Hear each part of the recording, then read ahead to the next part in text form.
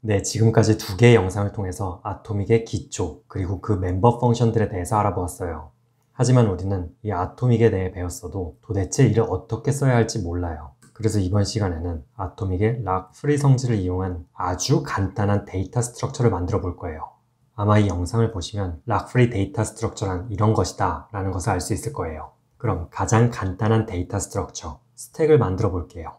일반적인 스택이 아니라 락프리 데이터 스트럭처를 설명하기 위한 변형된 스택이기 때문에 푸시백과 랜덤 액세스를 지원하는 get 데이터 두 가지 인터페이스를 제공하는 스택이에요.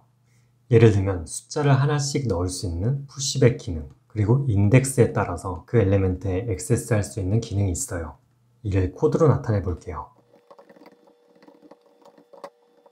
숫자를 200개까지 저장할 수 있는 array mnums와 저장되어 있는 마지막 엘리멘트의 인덱스 mindex를 멤버 베리어블로 가지고 있어요. 지금 오른쪽 그림 같은 경우에는 데이터가 인덱스 3까지 차 있기 때문에 mindex는 3이에요. 그리고 이 array는 인덱스 199번까지 칸이 있어요.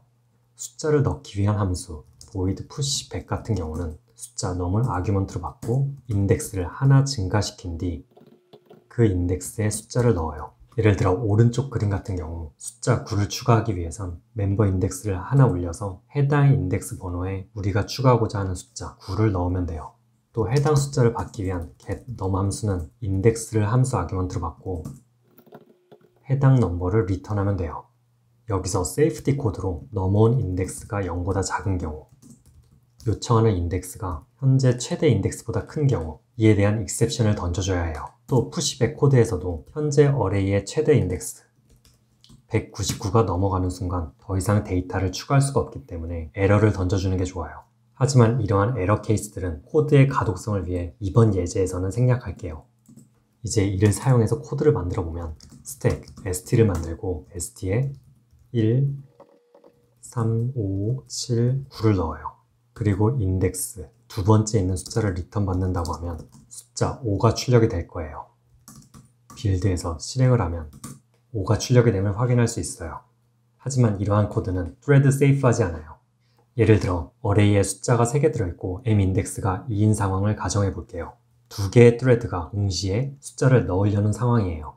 하나의 thread는 숫자 7을, 다른 하나의 thread는 숫자 9를 넣는다고 할 때 각각의 thread는 mindex를 read해서 각자의 인덱스를 하나씩 올려요. 각각의 thread가 인덱스 3에 저장을 하고자 하면 둘 중에 하나의 데이터 값이 써질 거예요. 바로 데이터 레이스 문제예요. 이를 해결하는 방법 중 하나는 mutex 락을 사용하는 거예요. 예를 들어 왼쪽의 코드에서 하나의 thread가 100개의 숫자를 넣으려고 하고 다른 하나의 thread가 또다시 100개의 숫자를 넣으려고 하면 이는 바로 데이터 레이스 문제를 일으키는 코드가 돼요. 하지만 이를 위해 뮤텍스를 사용한다면 멤버 인덱스를 하나 증가시키고 데이터를 넣는 과정을 크리티컬 섹션으로 만듦으로써 데이터 레이스를 방지할 수 있어요. 하지만 우리는 지금 아토믹에 대해 학습하고 있어요. 이러한 상황에서 비교적 느릴 수 있는 뮤텍스 락을 사용하기보다는 아토믹을 사용하게 되면 thread safe 하면서 락 프리한 간단한 스택을 만드는 것도 가능해요. 그럼 왼쪽의 스택을 아토믹을 사용한 락 프리 구조로 만들어 볼게요. 아토믹을 추가해요. 어레이한 엘리멘트의 마지막 인덱스를 나타내는 mindex를 아토믹 베리어블로 바꿔요. 푸시백 함수 안에서는 아토믹 mindex에 fetch add 1을 해요. 그 리턴 값을 인덱스로 받아 하나 증가시켜주고 해당하는 로케이션에 넘버를 저장해요. 이 코드는 푸시백 함수에 대해 데이터 레이스를 가지지 않아요. 이제 mindex는 아토믹 베리어블이에요.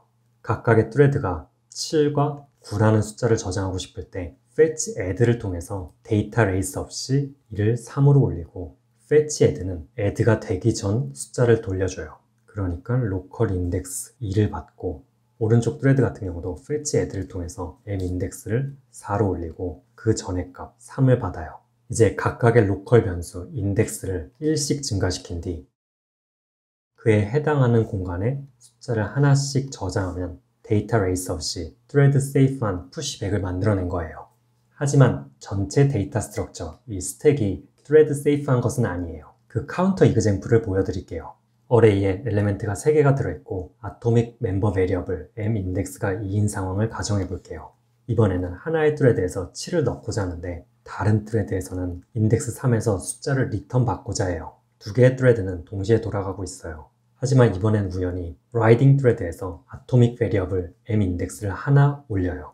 그리고 local variable로 index 값 2를 저장하고 있는 거예요. 이 순간 다른 thread에서 getNum을 통해 이 공간에 접근하고자 해요. 그럼 함수 getNumber에서 가장 먼저 하는 코드는 지금은 생략하였지만 index 체크를 해요. 현재 m index가 3을 가리키고 있기 때문에 이 부분에서 index 3은 valid하다고 체크를 할 거예요. 그럼 이어서 m number index 쓰레기 값이 들어있는 아무것도 들어있지 않은 값을 access해서 2를 return할 거예요. 그리고 이 모든 일이 끝난 뒤 writing thread는 자신의 일을 계속해서 2를 3으로 올리고 숫자 7을 index 3 이 공간에 쓰레기 값을 return한 뒤 쓰여지는 일이 생길 수 있어요. 이는 당연히 잘못된 상황이에요. 이를 해결할 수 있는 방법은 여러 가지가 있지만 지금 영상에 맞춘 가장 쉬운 방법은 해당 메모리 공간들이 밸리드한지 밸리드하지 않은지를 체크하는 플래그를 하나씩 넣는 거예요. 당연히 각각의 플래그들 또한 thread safe 해야 되기 때문에 atomic object로 만들어야 해요. 이를 코드로 나타내면 myInt atomic 불리한 플래그를 설정해요. 그럼 스택 안에서 int를 200개 가지고 있던 공간을 인티저와 아토믹 플래그를 소유하고 있는 myInt 구조체로 바꾸면 돼요. 그럼 새로운 스트럭트에 맞춰서 코드를 수정해줘요. pushback 같은 경우는 데이터 라이팅이 끝난 뒤에 아토믹 플래그를 true로 셋을 해요. 이어서 getNumber에서는 요청한 인덱스에 아토믹 플래그가 false인 경우 exception을 던져주거나 할 수 있을 거예요. 하지만 우리가 thread 챕터에서 배웠듯이 생성된 thread에서 던져지는 exception은 받기가 매우 곤란하기 때문에 return 타입을 옵셔널로 둘게요. null opt를 리턴하면 돼요. 이렇게 각 엘리멘트마다 atomic 플래그를 가지게 되면 read와 write에 대해 모두 락 없이 thread safe한 거예요.